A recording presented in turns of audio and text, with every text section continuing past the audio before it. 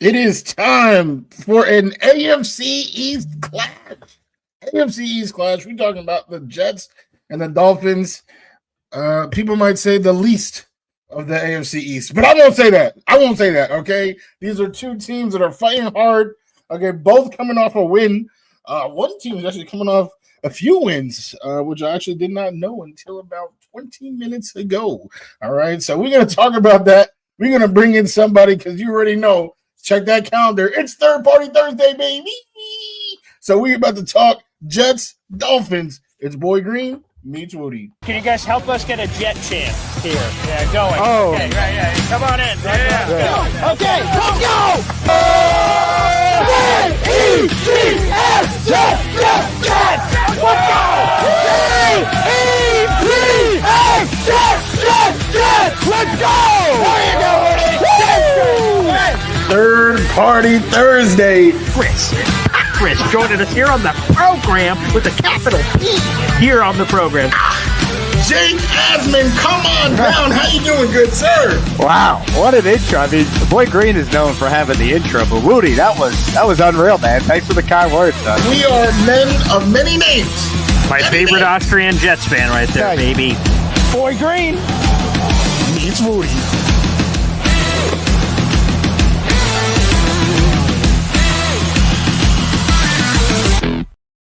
Welcome to another episode of Boy Green Meets Wudi. It is your boy James Wudi, and you already know we are Wudi, rocking everywhere. I'm loving the energy in the comments already. Come on now, who wanna fly with them effing Jets? And I know somebody who wants to fly with them. We talking about the man right here, the boy, if you will, the boy who became king, looking like a boy with the lesser beard. Come on now, we talking about none other than Mr. Paul Esden Jr. Who wanna fly with them Jets?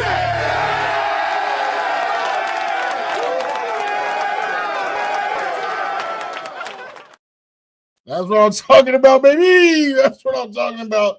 And like I said, if you check your calendar, you know what day it is. Come on now. It is Third Party Thursday, and we got a special treat, okay? We got somebody who's been dealing with the Dolphins for I don't even know how long, okay? We're talking about somebody who's been on this show before. A lot of times when it's Third Party Thursday, we bring in somebody brand new. It's like, okay, what's your name? All right, what's your favorite color? Okay, and then we, put this intro together. Nah, not this man. Okay, all right, this man, he knows where the fridge is at. He got fridge access. You want something in there? Yes, you go grab it. He knows where everything's at. He is a personal friend of ours, none other than Brian Miller. Welcome back to Boy Green Meets Wudi. How you doing? Always a pleasure, gentlemen. I can't say that for most things that involve the Jets, but coming on here with you guys every year, this is bliss. I look forward to this. So tell us, what's the difference? The last time we spoke, we had an 0-3 Jets team, an 0-3 Dolphins team, desperately searching for wins. The Jets and Dolphins have been Oprah Winfrey lately. 4 or 5 wins, 3 of 5 for the Jets. You get a win. They're throwing wins all over the place. So tell me, what is the difference, Brian Miller, between that Dolphins team we saw many months ago and then the Dolphins team we see right now? Well, I think the biggest thing is the NFL football gods are playing one of their annual cruel jokes and slapping us in the face, giving us these wins, and then taking it all away as the season winds down so that we all look like fools. What's the difference, man? I honestly don't know. For the Dolphins, it's very easy. I can tell you what's going on in Miami. The Dolphins have become a new team since Tyreek Hill went down in week 4. They now, without Hill, they're not being forced to throw the ball and feed his ego. I know a lot of people will take offense to me saying that, but it's true. They're now running the ball, and that's where their strength lies. This is a strong running team. The offensive line that is not very good is suddenly becoming one of those units that is playing physical. They don't want to let Devon Achane down. They're taking pride in playing this style of football. So when you start looking at this, it's quite easy to see the Dolphins turn around because they're rebuilding their system into something that Mike McDaniel was used to doing in San Francisco and hasn't really had the chance to do in Miami. That's a good point. I'm not gonna lie, I was surprised to see that the Dolphins had won 3 straight. I said that in the cold open. I was preparing for the show. I said, "What? 3? 1, 2, I'm counting them on my fingers." And I realized that during that winning streak, the opposing team has had 17 points or less. And it's not like you're facing, my high school varsity team. I mean, you're facing the Buffalo Bills, reigning MVP, Josh Allen. The Commanders, they still actually move the ball with Marcus Mariota and the weapons they got out there. It's no joke. So what have you seen on the defensive side of the ball? Like, have you guys just turned into the 85 Bears low key without the rest of us realizing?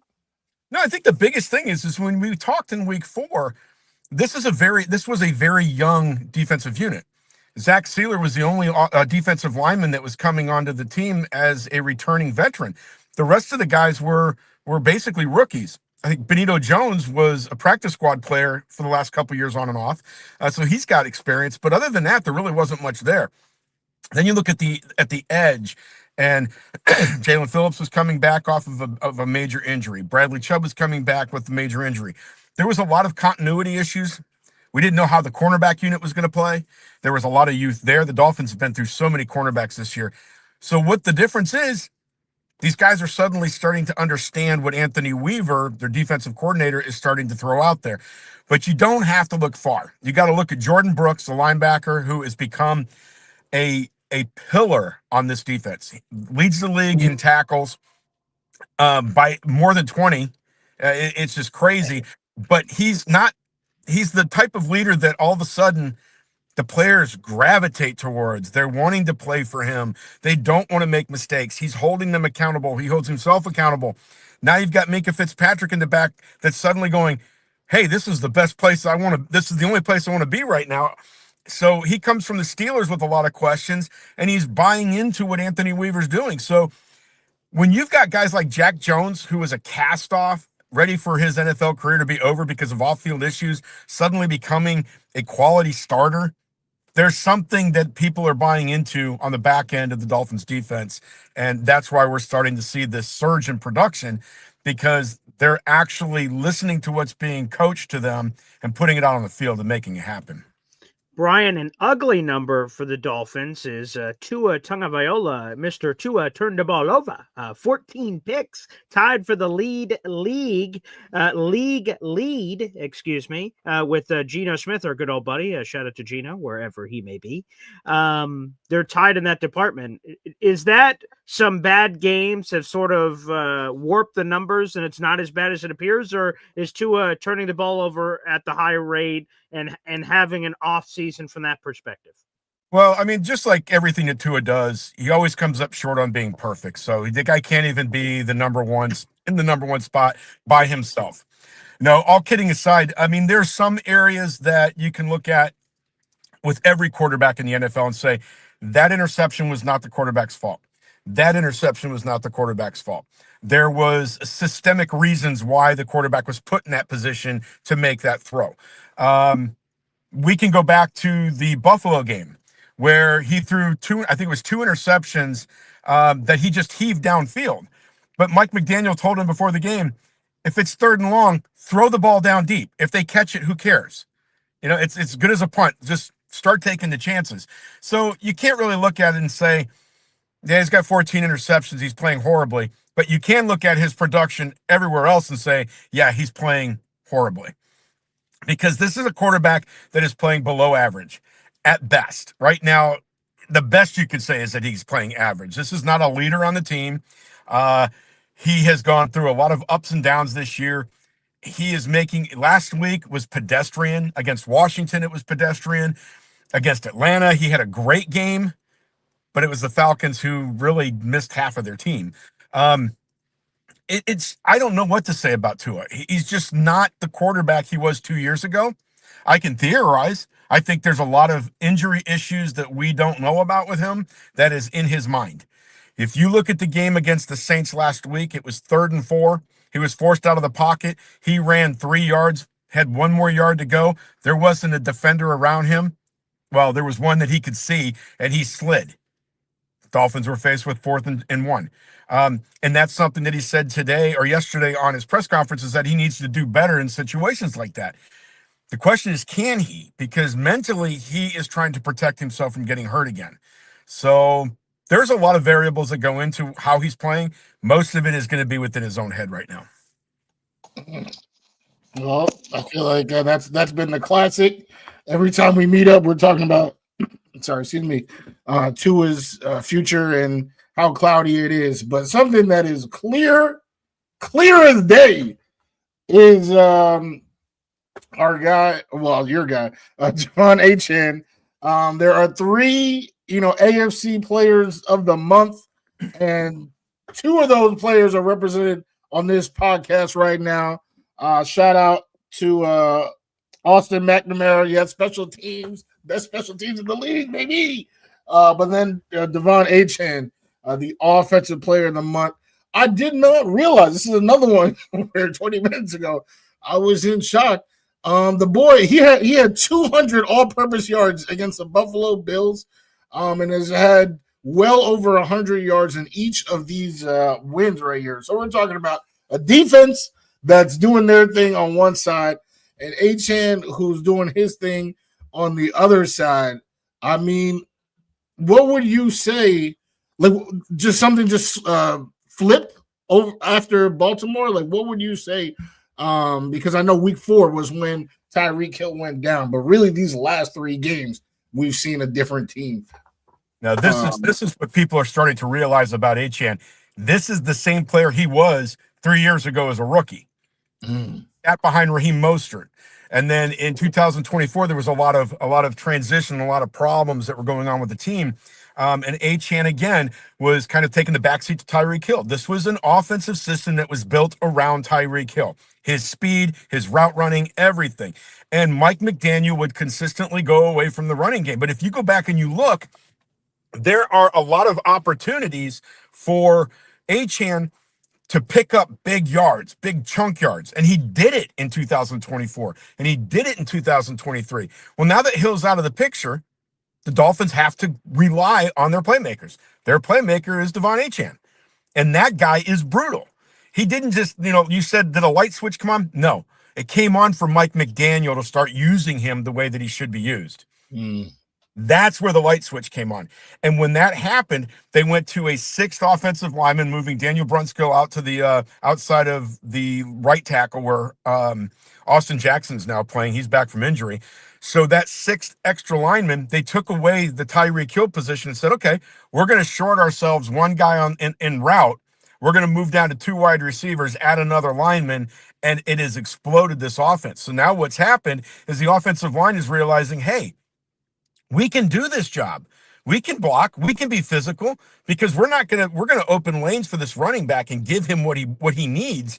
And they're feeding off of his play. So now you can pull Daniel Brunskill back off of that 6-man front, put him back on the sideline, and you can add that extra receiver, because now defenses are going, okay, wait a second. They're still running the ball without Brunskill. So, okay, now we got to cover Achane, and we've got to account for another tight end, or we've got to account for another receiver. So, no, to answer your question directly, Achane didn't flip a switch. Mike McDaniel flipped one in his head.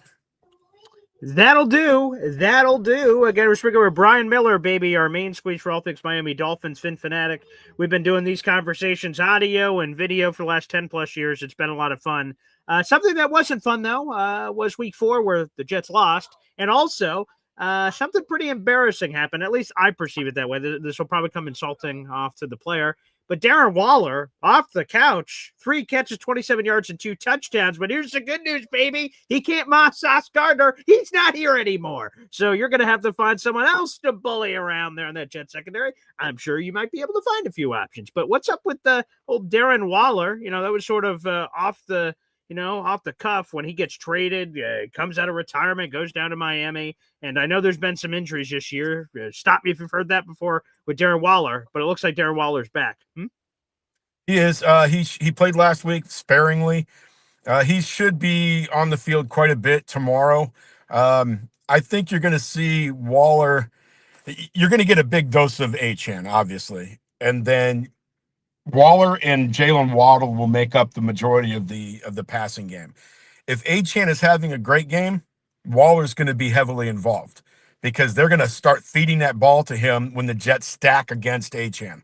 That's going to free Waller up to have linebacker coverage. They've got Waddle on the outside, probably run Malik Washington, who is actually starting to get a little bit better.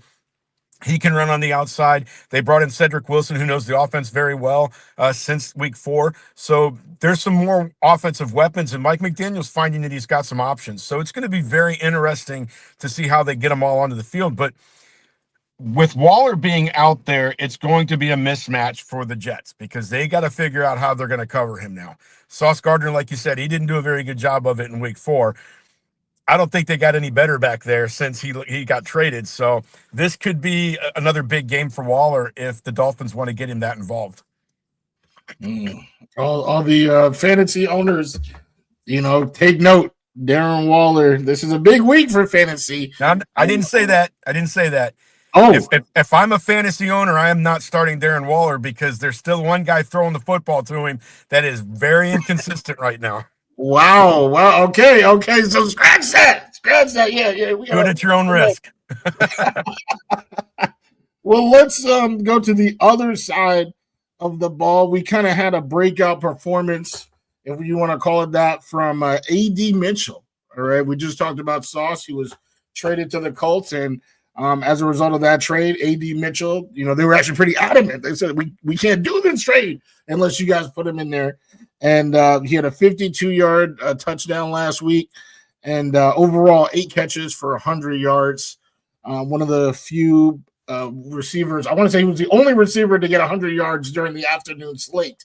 And then I'm not sure if someone did later in the day. But anyway, A.D. Mitchell, John Mechie, some of these weapons that the Jets have, do any of them cause you to shake in your boots at all? Or, are we're not shaking, no Parkinson's today. We chilling. Nah, I don't think there's anybody on the Jets offense that really scares anybody. I'm sorry. Mitchell. Brees. AD's good, but against this Dolphins defensive secondary, I just don't see, even with some of the question marks that we've had, I can see Jack Jones and I can see Rasul Douglas being able to cover him. I think Ashton Davis, you guys know him well, back there at safety, is somebody else that can roll over coverage on their top guy. I'll be honest with you, Garrett Wilson doesn't scare me when he is healthy. It's just he's never really shown me. I mean, everybody makes this big deal out of him, but when I watch him play, I'm just like, I've seen better. Jalen Waddle's better and more consistent sometimes. So when I look at the Jets offense, I think that they need to run more. I think they need to commit to the run and stick with it more often and then use their passing game to offset that. And I think that's where they can find more success. If they can successfully run the ball and force teams to start playing up, then you're going to free up guys like Mitchell downfield. But right out of the gate, if the Jets start passing the ball, I don't think the Dolphins secondary is going to be too overly concerned about Mitchell getting behind them. They've got Minkah Fitzpatrick back there. They've got decent corners. Douglas is having a great year. Jack Jones is really starting to play well. And for everything that this team has been through and everybody that they've lost this year at the cornerback position, they're still holding their own against teams like the Bills. And even against the Ravens, they didn't really let them blow them out, at least early. So there's just a lot of things in there that go into play. And Anthony Weaver's drawing up great defensive game plans. So I think that I hate to say it, and you guys know me, I'm never really a very big optimistic person when it comes to the Dolphins and the Jets playing. But offensively against Miami's defense, I don't think the Jets are going to have a very good time. Well, happy holidays to you too, Brian Miller. Merry Christmas. I mean, good Lord, have mercy. This was something else. We talked about this way back in week 4, and I imagine the noise has quieted down, but feel free to give us some perspective. The job status of one Mike McDaniel. Now, Chris Greer, from the last time we talked to now, the longtime general manager and longtime Dolphin man, been there for 25 years, a quarter of a century. And now he's gone, but Mike McDaniel remains, and they've won a bunch of games, so I imagine that helps his status. What is his status moving forward, and is there a path to the Dolphins players and coaches and everyone else around him to save Mike McDaniel's job if it is at all in question through whatever happens to the rest of the season here? Well, Jets fans can take some comfort in knowing that everything I just said about the Jets offense, I was wrong back on week 4. So there's a good possibility I could be wrong again. Oh, great. In week 4, I said McDaniel probably could get fired before the Dolphins came back from Spain, which was in week 12 or week 11. And I said that Chris Greer was going to be safe. And that is obviously not the case. Chris Greer surprisingly was fired after their Thursday night game against the Ravens. The Dolphins haven't lost since. Coincidence? Maybe. Maybe the players realized, oh, wow, if Chris Greer could get fired, nobody on this team is safe. Because like you guys said, he's been with the team for 20 plus years. I think he started in 2002. McDaniel's status, he's not going anywhere. Stephen Ross has been adamant, even when they were 2-7. He was pretty adamant that he wants to keep McDaniel in place. He likes this coach. He believes in this coach. The fact that he got rid of Chris Greer is a big implication that he really likes McDaniel. For McDaniel to lose his job at this point, he would have to lose pretty much every game remaining in really bad fashion. Lose the team, lose the roster. I will tell you right now, when we talk next year, Mike McDaniel is going to be the head coach. Champ Kelly, the interim GM, will still be the GM on a full-time basis. Write it down, because the Dolphins are going to run this back next year with both McDaniel and with Kelly. And the reason is Tua Tagovailoa. His contract cannot be flipped until 2027. You can't bring in a new general manager unless you're the Jets, and bring in a new general manager, keep the head coach and the quarterback without making some sort of change. Okay, so the Dolphins are not going to bring in a new GM and say, you have to keep Tua, you have to keep Mike McDaniel. No, the safest thing is to say, Kelly, keep the job. We'll run it for 1 year, and then we'll reevaluate and see what happens. I got my in New York. I'm sorry. Yeah, a lot of hurtful things being said. Oh, my. In this podcast. I don't get that many opportunities, but man, you guys have been a kicking post this year. That is true. So we need to try to avoid that by making sure we don't get our ass swept again for like the 4th time in 6 years. So you know what? I'm going to make you guys a deal. If the Jets win this Sunday, yeah, I will come on for as long as you want next week and just let you belittle me all day long. I will deserve it. Tempting offer. Very tempting. No, seriously, I'm having some fun here with this, guys. But, you know, we've said it before. This week, these games, it could go any way at all. Mm-hmm. No, that's definitely true. And I guess let me ask, because I know, 2-7 is one thing, 5-7 is another. Where are you in terms of like the tanking, looking at that next year draft pick? Because that's something where the Jets, we are divided as a fan base. I do see a lot of us, really being like, forget about the pick, like let's win games and build that culture now. But there's definitely a very noisy, on my social media, there is a noisy portion that is mad about winning games. For the Dolphins, and how you just laid out that plan, right? That plan for the next year. What are you feeling about wins this year versus the draft status? That's a great question, because if you'd have asked me this 4 weeks ago, Dolphins fans were done. They were like, just get a top pick and be done with it. Then you start looking at this draft class and you realize it's not very good. There's no sure quarterback at the top. If you're going to pick in the top 3, you better be drafting a top quarterback. This is where I think the Jets benefit from winning games. The pressure to draft a quarterback is now off your shoulders. The 2027 draft now is looking really, really good for quarterbacks at the top of the draft. And what, the Jets own like the entire first round or something? Pretty close. I mean, you guys can pretty much that's official. Yeah.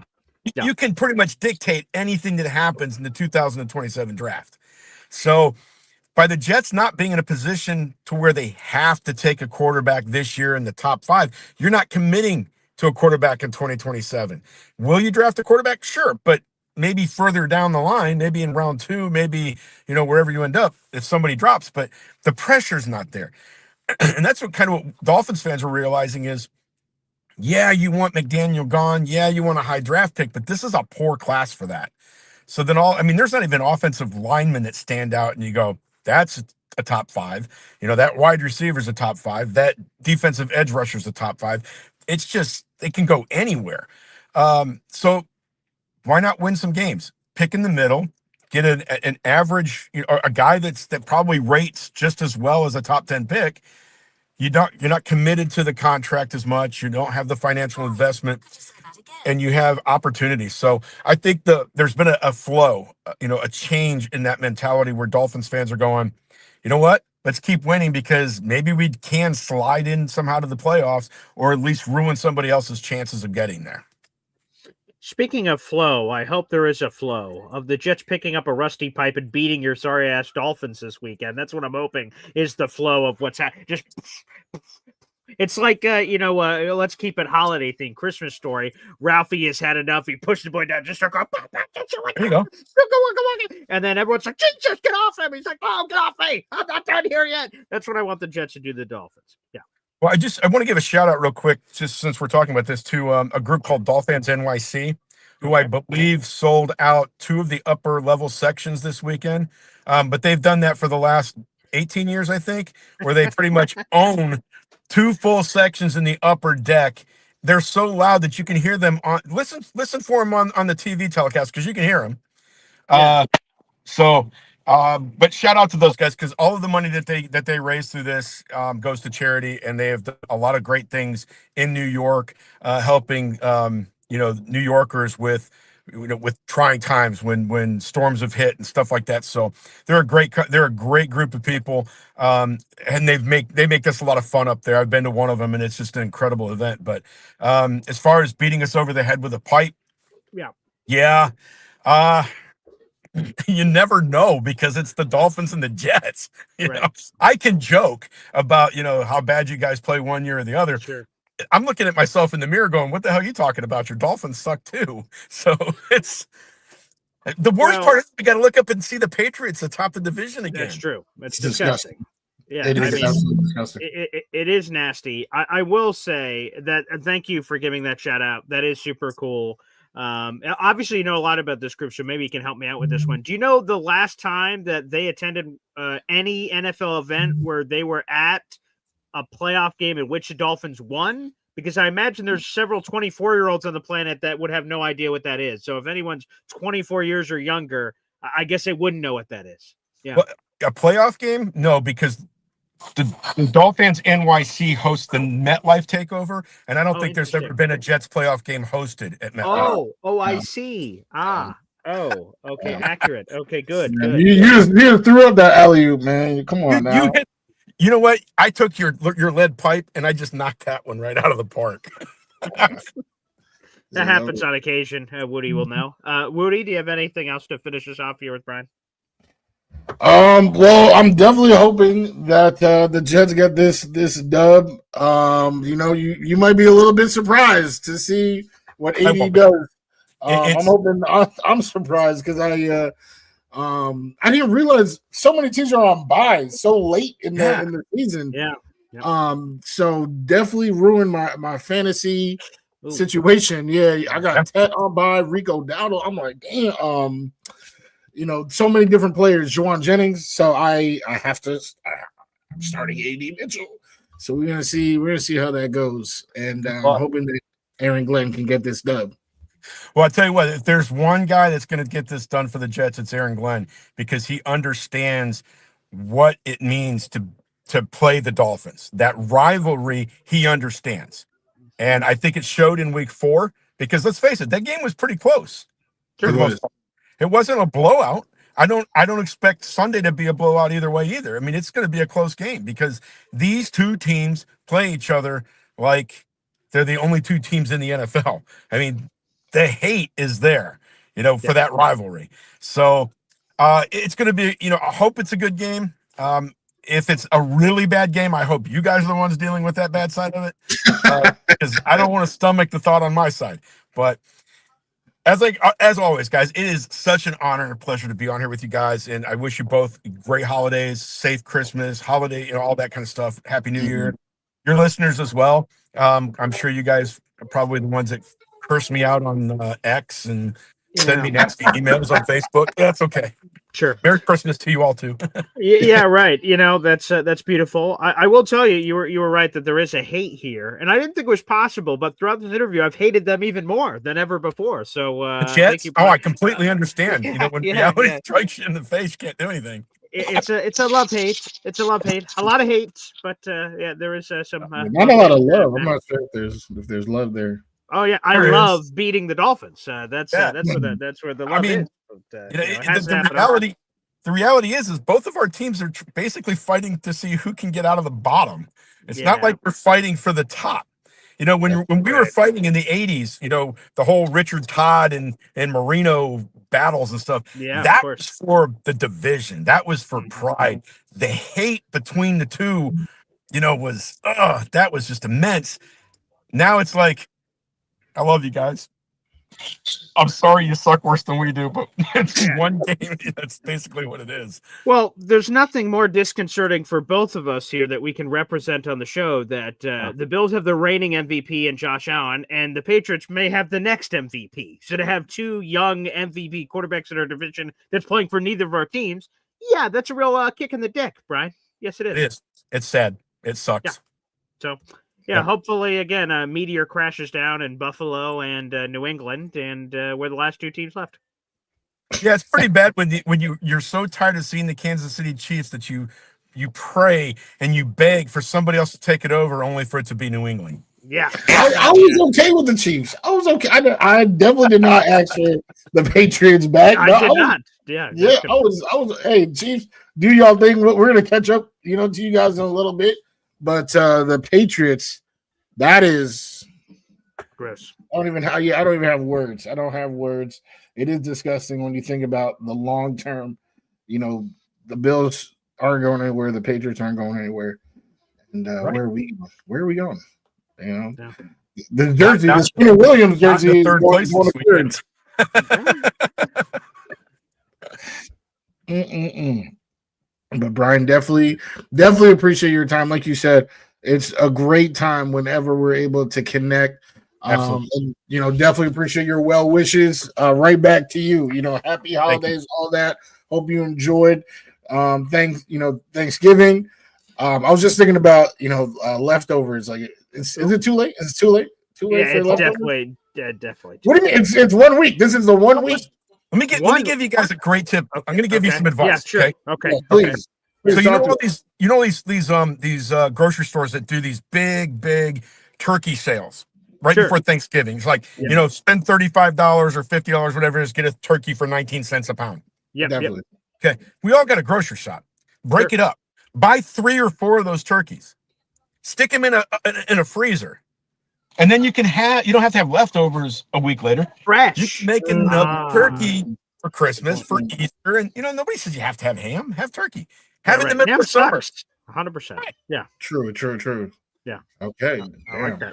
Man, well, I didn't do that this year. I just had the one this year. I got That's all right. Yeah. Come on, Woody. Yeah, you got to. I'll send you one of my 6. I've got a bunch of them. Yeah. Okay. I appreciate that. If the Jets win, all right, we getting turkeys.